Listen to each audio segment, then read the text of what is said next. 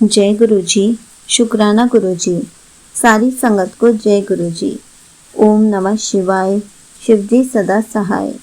ओम नमः शिवाय। गुरु जी सदा सहाय। शिव पुराण श्री शतरुद्र संहिता का 15वां अध्याय। गृहपति को शिवजी से वर प्राप्ति। नंदीश्वर बोले, हे महामुने, जब इस प्रकार की बातें बताकर देवर्षि नारद वहां से चले गए, तब उनके वचनों से देवी शुचिष्मति और विश्वानर को बहुत दुख पहुंचा और वे दोनों बड़े जोर जोर से रोने लगे। शोक से रोते हुए वे दोनों मूर्छित हो गए। फिर पहले तो मुनि विश्वानर ने अपने को संभाला, फिर अपनी पत्नी को समझाते हुए बोले, देवी, इस प्रकार रोकर कुछ भी नहीं होगा, इसलिए तुम इस प्रकार रोना बंद करो। फिर वे दोनों अपने पुत्र गृहपति को ढूंढने लगे। उस समय उनका पुत्र घर से बाहर था। जब वह वापस आया तो अपने माता पिता को इस प्रकार रोता हुआ देखकर उनसे पूछने लगा कि आप इस प्रकार क्यों रो रहे हैं। अपने पुत्र के इस प्रश्न को सुनकर देवी शुचिष्मति ने गृहपति को अपने गले से लगा लिया और रोते हुए ही उसने नारद जी द्वारा कही गई बातें कह दी। यह सुनकर गृहपति तनिक भी विचलित नहीं हुआ और अपने माता पिता को समझाने लगा कि आप इस प्रकार दुखी ना हो।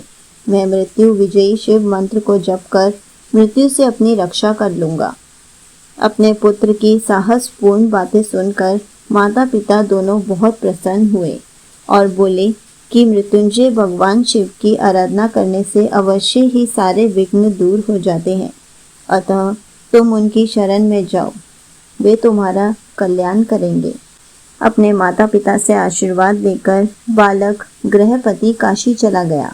वहां उसने स्नान करने के पश्चात शिवलिंग के दर्शन किए। विश्वेश्वर लिंग का दर्शन करने के पश्चात उसे बहुत प्रसन्नता हुई और वह अपने को भाग्यशाली मानने लगा कि उसे प्रभु के दर्शन हो गए। तब उसने वहीं एक शिवलिंग स्थापित किया। वह प्रतिदिन उस लिंग को 108 घड़ों में गंगाजल भरकर स्नान कराता था और फिर विधि पूर्वक उनकी आराधना करता था। उसका मन सदा ही शिव चरणों का स्मरण करता रहता था। धीरे धीरे समय बीतता गया। गृहपति ने 12वें वर्ष में प्रवेश किया। नारद जी की वाणी को सिद्ध करते हुए देवराज इंद्र गृहपति के सामने प्रकट हुए। इंद्र ने कहा कि बालक मांगो, क्या मांगते हो। तब इंद्र की बात सुनकर गृहपति ने उन्हें नमस्कार किया और बोला, प्रभु, मैं आपसे नहीं भगवान शिव से वरदान मांगना चाहता हूँ। आप चले जाइए। मैं शिव जी के अलावा किसी अन्य से कुछ नहीं मांग सकता, क्योंकि शिव ही मेरे आराध्य हैं और मैं उन्हीं का भक्त हूँ। गृहपति के इन वचनों को सुनकर इंद्रदेव क्रोध से तमतमा उठे। उन्होंने अपना वज्र निकाल लिया। उनके हाथ में वज्र देखकर बालक को अपने पिता द्वारा बताई गई बात याद आ गई और वह डर से मूर्छित होकर गिर पड़ा।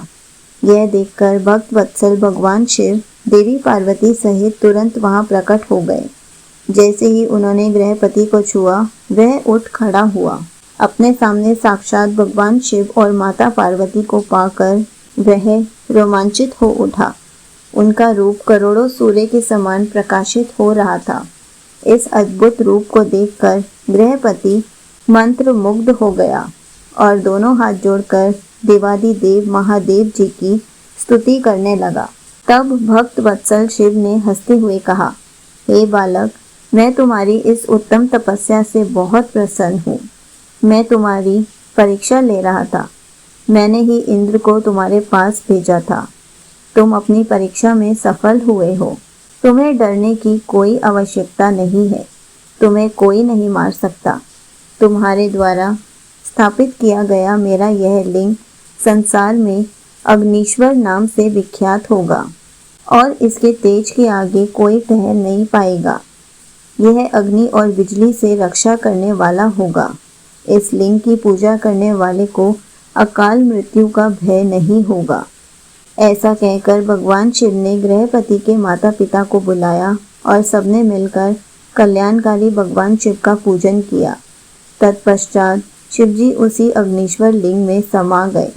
संगत जी, यहीं पर शिव पुराण श्री शतरुद्र संहिता का 15वां अध्याय समाप्त होता है। जय गुरु जी। शुक्राना गुरु जी।